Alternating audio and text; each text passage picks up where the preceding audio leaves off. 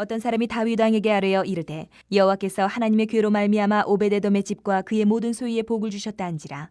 다윗이 가서 하나님의 궤를 기쁨으로 메고 오베데돔의 집에서 다윗성으로 올라갈새 여호와의 궤를 맨 사람들이 6걸음을 가매 다윗이 소와 살찐 송아지로 제사를 드리고 다윗이 여호와 앞에서 힘을 다하여 춤을 추는데 그때에 다윗이 배의 옷을 입었더라.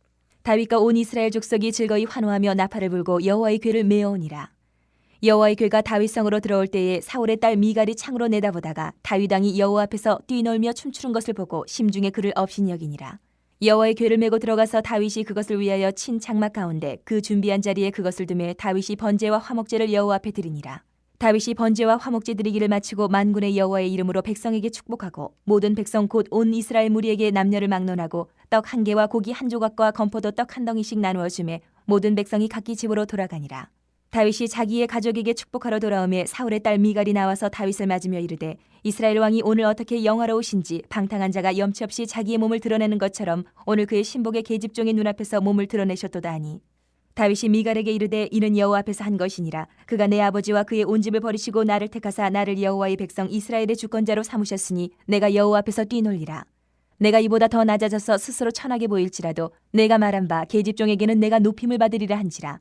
그러므로 사울의 딸 미갈이 죽는 날까지 그에게 자식이 없으니라. 어제 우리 나눈 말씀 가운데서 그 실수 때문에 또 하나님의 법에 대한 어떤 올바른 행동하지 못한 것 때문에 또 죽는 일이 벌어지고 여러 가지 안타까운 일들이 벌어지고 그 두려움 때문에 다윗이 하나님의 궤를 다윗성으로 가져오지 못하고 중단하고 오베데돔의 집에 석 달간 두었습니다. 이제 실수를 바로 잡고 오늘 보면 언약 하나님의 궤를 메고 온다고 돼 있어요. 새 수레가 아니고 메고 온다. 이제 제대로 이제 실수를 바로 잡고 하나님의 궤를 오베데돔의 집에서 다윗성으로 메고 옵니다. 그 궤 앞에서 너무나 행복하고 기뻐서 다윗은 춤추고 뛰었어요. 노래했어요. 그리고 오늘 말씀 그대로 인용하면 여호와의 궤를 맨 사람들이 6걸음 감에 소와 살찐 송아지로 제사를 드리고 이렇게 돼 있어요. 하나님의 궤 앞에서 하나님 앞에서 기쁨에 겨워서 춤춥니다. 왕이. 다윗에게 이렇게 기쁨을 주체할 수 없게 만드신 하나님의 모습을 보면서 어떤 하나님을 다윗은 만났을까? 도대체 어떻길래 이렇게 춤출까? 오늘 그것을 살피면 좋겠어요. 다윗이 춤춘 하나님은 어떤 하나님인가? 먼저 12절부터 16절의 말씀을 이렇게 묵상을 해보면 궤가 드디어 다윗성에 들어옵니다. 다윗 왕은 춤추며 뜁니다. 그가 춤춘 이유가 뭐냐? 21절에 가서야 나와요. 하나님이 그를 택하셔서 여호와의 백성 이스라엘의 주권자로 삼으셨기 때문에 춤춘다. 그에게 베풀어 주신 그 은혜가 너무 감사해서 춤춘다.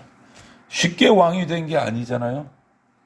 기름 붓고 나서도 오랜 기간 동안 그것도 사울왕의 그 공격을 피해서 이리 피하고 저리 피하고 도망자 생활을 하고 또 12지파 전체에 인정을 받지 못해서 유다 지파의 왕이 됐다가 또 7년 6개월을 더 기다려서 이스라엘 전체의 왕이 되는 사울이 죽고 나서도 정말 우여곡절을 겪어서 그 가운데서 주신 하나님의 은혜에 그렇게 해서 자신을 왕으로 세워주신 하나님의 종으로 세워주신 그 은혜에 감사해서 뛰는 거예요. 춤추는 거예요. 오늘날 우리에게로 말을 바꾸자면 이렇게 되는 것 같아요. 내가 죄인이어서 죽을 수밖에 없는데 하나님의 진노, 영원한 진노의 형벌을 받아야 하는 존재였는데 예수님을 통해서 예수님을 믿게 하셔서 구원 얻게 하셨다는 거예요. 영원한 형벌에서 진노에서 구원해 주셨다는 거예요. 하나님의 자녀 삼아 주셨다는 거예요. 하나님의 백성으로 내 신분을 바꿔주셨다는 거예요. 그래서 하나님께서 나에게 그 큰 구원의 복을 주셨으니까 나는 춤춘다는 거예요. 나는 기뻐한다는 거예요. 이게 다예요. 다윗이 백성들 앞에서 속살이 드러날 정도로 춤추며 노래하고 하나님을 예배한 이유가 딱 하나예요. 나를 구원해 주셨기 때문에. 하나님의 자녀 삼아 주셨기 때문에. 구원받은 백성의 모임인 교회는 이렇게 함께 모여서 하나님이 주신 복을 계속 잊지 않고 계승해 가야 되고 알아가야 돼요. 주님께서 나와 함께 하셔서 구원해 주시고 복을 주신 것을 감사하는 거죠. 그런데 이것을 생각해 볼 필요가 있을 것 같아요. 다윗이 받은 그 구원의 복을 똑같이 나도 받아서 하나님의 자녀 됐는데 왜 우리는 다윗처럼 뛰면서 춤추면서 하나님을 기뻐하지 못하는 게 많을까? 나는 그렇게 하고 있나? 하나님이 함께 해주신 것 똑같고 하나님이 다윗을 구원하셨듯이 나도 구원하셔서 하나님의 자녀 삼아 주셨는데 나는 다윗처럼 그렇게 기뻐하지 못하는 게 뭘까? 그 이유가 뭘까? 하나님의 백성 된다는 게 무엇인지, 하나님이 함께 하실 때 주어지는 복이 무엇인지 그것을 내가 똑바로 알지 못하기 때문에 기뻐하지 못하는 거예요. 다윗은 그것을 깨달았기 때문에 기뻐하는 거예요. 말씀을 통해서 하나님의 구원의 복이 어떤 의미가 있는지 무엇인지를 정말 제대로 알아야 됩니다. 성경을 아는 만큼 기뻐할 수 있고 성경 말씀을 아는 만큼 그 복을 누릴 수가 있다는 거예요. 여러분 기뻐하십시오. 내가 받은 구원으로 인해서 하나님 앞에 기뻐하고 춤춰야 됩니다. 우리는. 나 같은 죄인을 하나님의 자녀 삼아 주셨다는 거, 그거 하나로 최고의 축복을 받은 거예요. 우리는 춤춰야 돼요. 다윗처럼. 그리고 또 한 가지 17절부터 19절을 보면 구원의 복을 주셔서 우리를 자녀 삼아 주신 것뿐만 아니고 우리 가운데 함께 해주신다. 임재해 주신다. 다윗이 이제 언약궤를 메고 왔습니다. 하나님의 장막 안에 이제 성전이 세워지기 전이기 때문에 하나님의 장막 성막 아래 하나님의 궤를 딱 자리를 잡고 두었습니다. 그리고 나서 그곳에 임재하신 하나님을 향해서 제사를 드립니다. 제사를 드려요. 여러분 순종하는 자에게 기쁨을 주세요. 이렇게 제사 드리고 나서 다윗이 한 행동을 보십시오. 하나님의 말씀대로 실수했지만 다시 빨리 고쳐서 깨닫고 언약궤를 메고 하나님의 성막에 언약궤를 안치하고 제사를 드리고 예배를 드리고 그 기쁨을 더하기 위해서 어떻게 합니까? 백성들을 축복합니다. 그 자리에 함께한 백성들을 축복하고 떡과 고기를 백성들에게 나눠줍니다. 잔치를 벌인 거예요. 기쁨을 나눈 거예요. 하나님과 함께 하니까 행복한 거예요. 말씀 따라 하니까 복이 되고 하나님이 임재하시니까 행복한 거예요. 기쁨을 나누는 거예요. 잔치가 벌어지는 거예요. 하나님의 나라의 그 기쁨과 복을 이 땅에서도 누리는 거예요. 교회 가운데서. 믿는 사람의 공동체 가운데서. 그래서 교회는 교회 가운데 임재하시는 하나님의 뜻을 따라 움직여야 됩니다. 하나님의 뜻과 상관없이 움직이다가 어저께 말씀에서 큰 낭패를 봤잖아요. 사람이 죽어가고 두려움을 당하고 하나님의 뜻을 따라 움직여야 돼요. 그 하나님의 뜻은 어디 있느냐? 오늘 우리에게는 성경 말씀으로 주셨어요. 성경 말씀으로. 성경에 근거해서 교회 공동체, 믿음의 공동체는 방향도 정하고 선택도 하고 결정도 하는 겁니다. 하나님 말씀에 근거해서. 그렇게 교회 공동체, 믿는 자의 공동체가 하나님 뜻 가운데서 뜻에 따라 순종하면서 나갈 때 하나님이 그 가운데 함께 하신다. 함께 하신다. 순종하는 자에게 함께 하시고 하나님이 함께 하시면 은혜와 복이 내리고 기쁨이 된다는 거예요. 그분의 말씀에 순종함으로 그분이 주시는 기쁨과 복락을 누리시기를 바랍니다. 그렇게 은혜를 베푸시는 하나님이 오늘 또 약간 상반된 장면을 우리가 발견할 수 있는 것이 우리에게 구원의 복을 주십니다. 그래서 우리는 기뻐합니다. 백성 삼아 주셨으니까. 그래서 그 기쁨을 나누고 잔치하고 춤추고 행복해해요. 누립니다.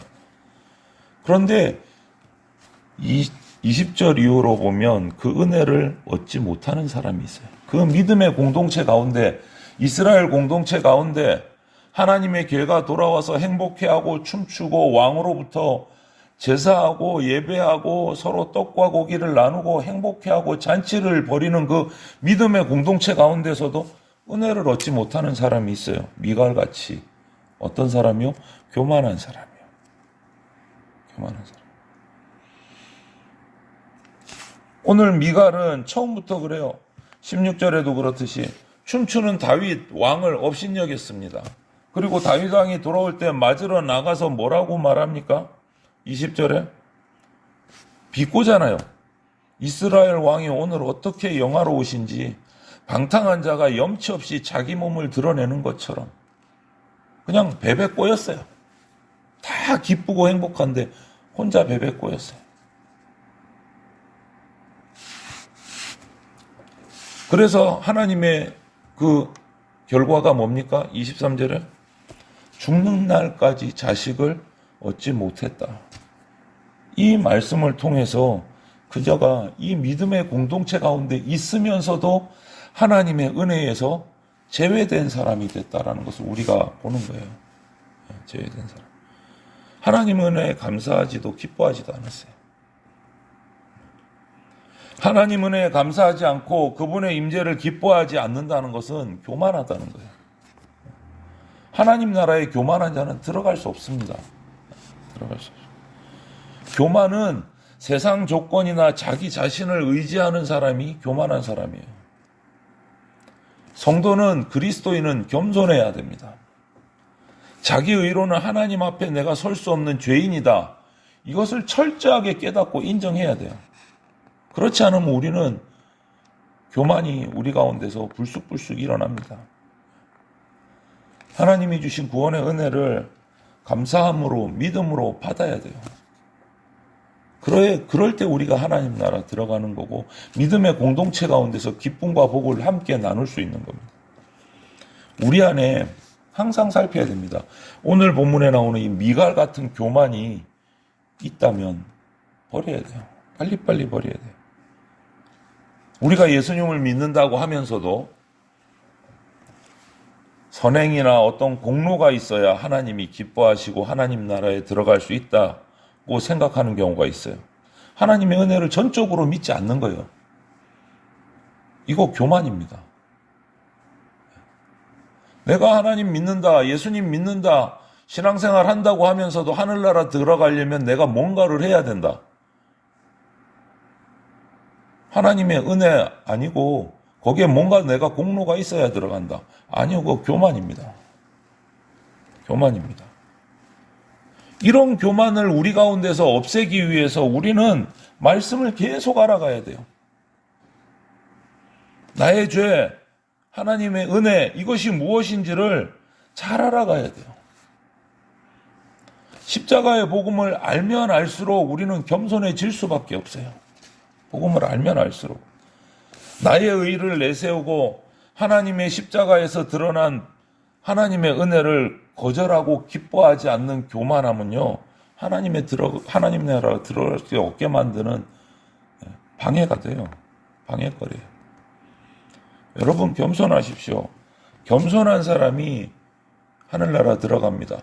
내가 죄인이라는 것을 철저하게 인정하고 예수님의 십자가 아니면 내가 천국에 들어갈 수 없다는 것을 깨달아야 하나님의 은혜가 임하고 하나님 나라의 백성이 됩니다.